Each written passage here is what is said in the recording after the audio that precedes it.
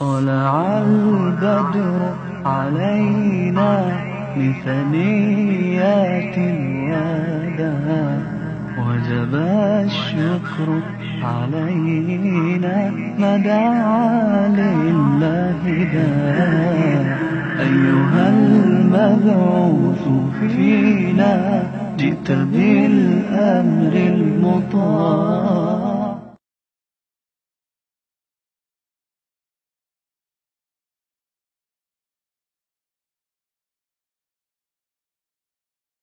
Parce qu'il y a des religions qui portent plusieurs noms. Hein. Mais en islam, comme nous l'avons dit, il n'y a qu'une seule religion qui a été enseignée par tous les prophètes. Et nous l'avons dit maintes fois. Mais l'islam, par définition, veut dire la paix. Non seulement il a des enseignements sur la paix, pour promouvoir la paix, garantir la paix, mais lui-même, par définition, signifie la paix. Et comme le mot islam et le mot paix dérivent d'une même source, et l'islam qui veut dire soumission à la volonté de Dieu, ça veut dire si nous nous soumettons à la volonté de Dieu, nous menons une vie conforme à la volonté de Dieu sur le plan vertical et horizontal, nous récolterons quoi? La paix.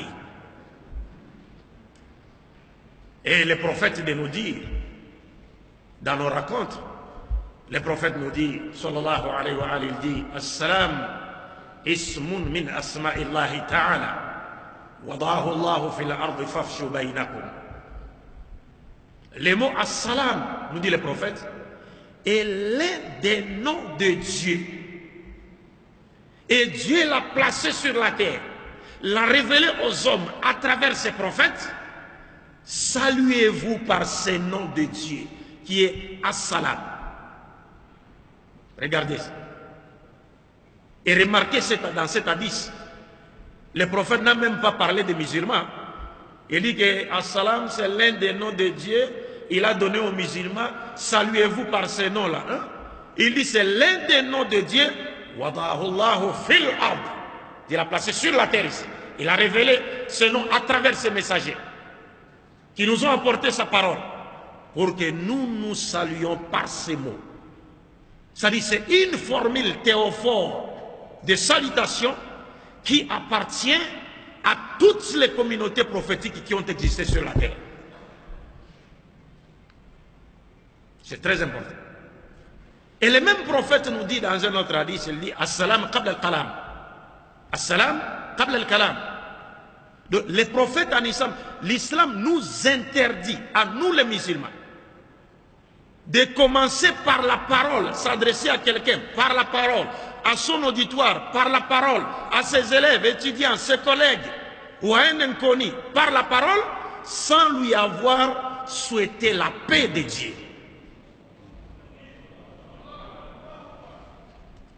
Moi, des fois, chez moi au Congo, vous allez voir quelqu'un qui vient, il me trouve devant la concession, la parcelle, et puis il s'arrête dans sa voiture. Les Congolais, là, en général, sont comme ça. Il me demande directement, mais papa, place telle, les ouais. Papa, où est la place telle? Je cherche telle place. Où est-ce que je peux la trouver? S'il a la malchance, je peux rester silencieux. S'il a la malchance, je peux rester silencieux. Parce que des fois, j'observe la personne. Mais si je trouve que c'est une personne ignorante, qui n'est pas informée, je lui dis aussitôt, dis, bandana nunambote avant retourna. Commencez par la salutation avant de faire quoi? De me demander quoi que ce soit. Vous venez comme si c'était votre sentinelle que vous m'avez laissé quelque part, et vous venez, vous commencez directement par les mots. Ah non! Il est interdit en islam de commencer par les paroles avant d'avoir salué. Et la formule de salutation enseignée à l'islam, c'est Assalamu alaikum wa rahmatullah, qui a 3 dimensions. Assalamu alaikum simple, Assalamu alaikum wa rahmatullah, Assalamu alaikum wa rahmatullahi wa barakatuh. Est-ce que vous comprenez? Alors, comment?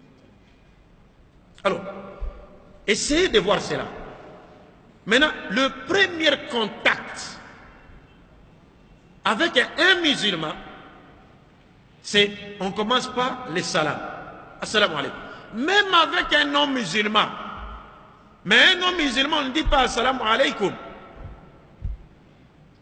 Si on lui a présenté la vérité de l'islam, on va lui dire quoi, cher? Assalamu ala man taba al-huda. Que la paix soit avec celui qui suivra quoi? La guidée qui a été apportée par Mohammed. Mais le premier contact, c'est la salutation. Et cette salutation, c'est quelle formule? La paix de Dieu soit avec vous. Or, qui dit paix, dit non-violence.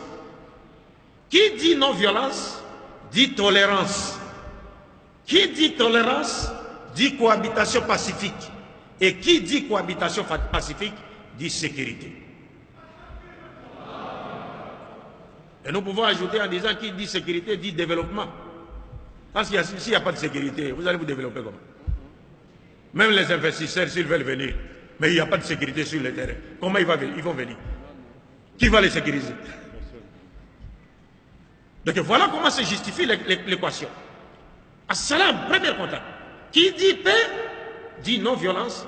Qui dit non-violence, dit tolérance. Qui dit tolérance, dit cohabitation pacifique. Qui dit cohabitation pacifique, dit sécurité. Qui dit sécurité, dit développement. Voilà l'enseignement de l'islam. Et cette formule de salutation avec laquelle j'ai débuté, parce que le prophète a dit, comme je vous ai dit, souligné, ce que le prophète a dit, il dit, le mot as-salam, la paix, c'est l'un des noms de Dieu. Dieu l'a placé sur terre pour que vous vous saluiez par ce nom-là de Dieu qui est la paix. Allahumma anta salam wa minka salam. Tu es la paix, la paix. Et comme je l'ai dit, j'ai dit, Dieu a dit, le prophète a dit, Dieu l'a placé sur la terre. Il n'a pas dit dans cet hadith, Dieu l'a donné aux musulmans de sa dispensation prophétique. Non. Il dit seulement, Dieu l'a placé sur la terre. Or, les habitants de la terre, ce sont nous les humains. Nous avons bien sûr des animaux, des poissons, ainsi de suite, mais c'est nous qui sommes les vicaires de Dieu sur la terre. Dieu nous a donné ces noms-là pour que nous nous saluions par cela. Tout celui qui se réclame d'un prophète de Dieu, sa formule de salutation doit être celle de l'islam. Assalamu alaikum.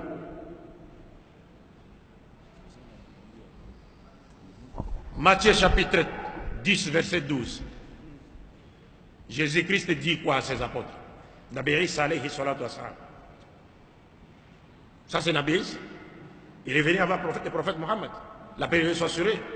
Il dit dans Matthieu 12, chapitre 10, verset 12, s'adressant à ses disciples, il leur dit, quand vous entrerez dans une maison, quand il leur avait donné l'ordre d'aller prêcher l'évangile aux Juifs, d'aller à maison, leur prêcher l'évangile, il dit, quand vous entrerez dans une maison, dites, la paix soit avec vous. En hébreu, shalom lachem. En arabe, assalamu alaikum.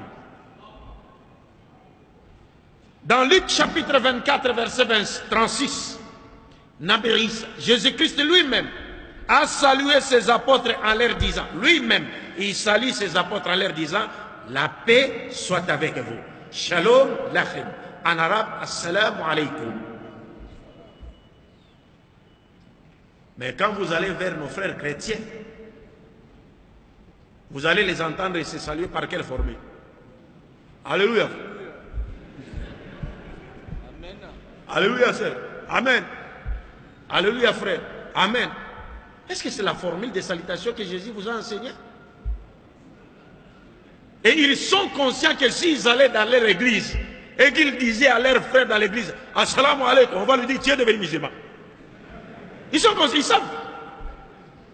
Ils savent ça. Alors que c'est la formule de salutation qui a été enseignée par qui? Par Nabi Isa alayhi salatu wassalam à ses disciples.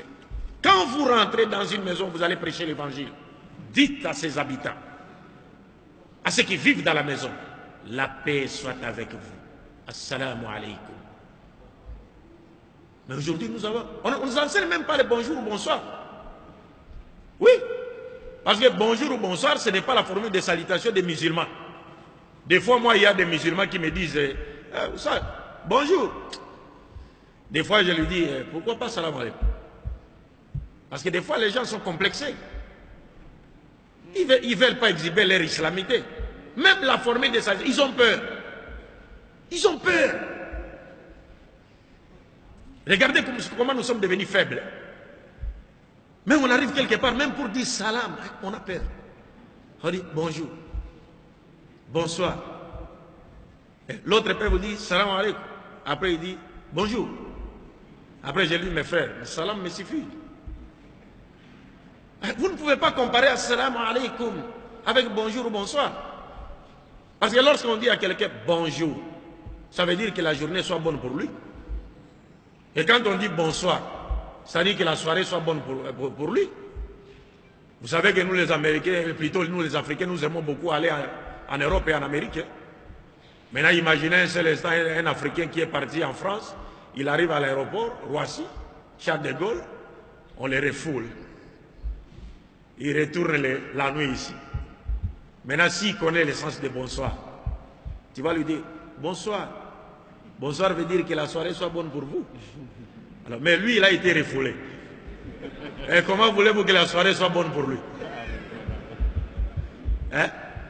Vous dites à quelqu'un bonjour, mais ce dernier a une plantation de légumes ainsi de suite qui a pris feu, ou sa maison a pris feu,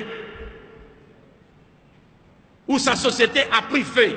Mais s'il connaît le sens de bonjour, quand il lui dit bonjour, que la journée soit bonne pour vous, mais s'il connaît vraiment le sens, mais c'est fini. Vous risquez de vous faire dactylographier le visage pour rien. Est-ce que vous comprenez ça? Parce que la journée ne saura être bonne pour lui aussi longtemps son système moral est affecté par ce qui lui est arrivé. Mais quand on dit quoi? On dit assalamu alaikum. C'est la paix de Dieu soit avec vous. Et si la personne est croyante, elle verra dans cette salutation, c'est-à-dire un remède même pour son problème. C'est un remède même pour ça. Parce que c'est comme si tu lui rappelais qui? Tu lui rappelais Dieu qui a donné et qui a repris. Et après, vous saurez comment parler avec lui. Alors, donc vous comprenez qu'à partir de là, chers frères et sœurs, l'islam s'est défini lui-même comme étant la paix, la religion de paix. C'est pourquoi aussi, dans le Coran, au chapitre 2, Dieu dit aux musulmans, La ikraha fi din. قد تبين الرشد من الغي. إلى آخر الآية. Suivez très bien. Dieu dit, il n'y a pas de contraintes en matière de religion. Car la vérité, l'erreur et la vérité se distinguent à l'œil. Pourquoi l'islam a-t-il donné un tel enseignement? Demandez-vous. Pourquoi un tel enseignement? D'abord, si vous méditez sur ce verset, vous verrez que dans ce verset, il y a une double protection. C'est-à-dire, premièrement, Dieu cherche à protéger le musulman pour qu'il ne soit pas une source d'agression pour les non-musulmans. Est-ce que vous comprenez un peu? Dieu cherche à préserver le musulman pour qu'il ne soit pas une source d'agression pour les non-musulmans, en cherchant à lui imposer sa religion par la force. C'est la première protection, la première personne protégée. La seconde personne que Dieu protège, c'est le non-musulman lui-même. Lorsque Dieu recommande aux musulmans, interdit aux musulmans de ne jamais contraindre qui que ce soit à accepter leur religion par la force, il protège les non-musulmans à subir une agression de la part d'un musulman qui n'a pas compris sa religion.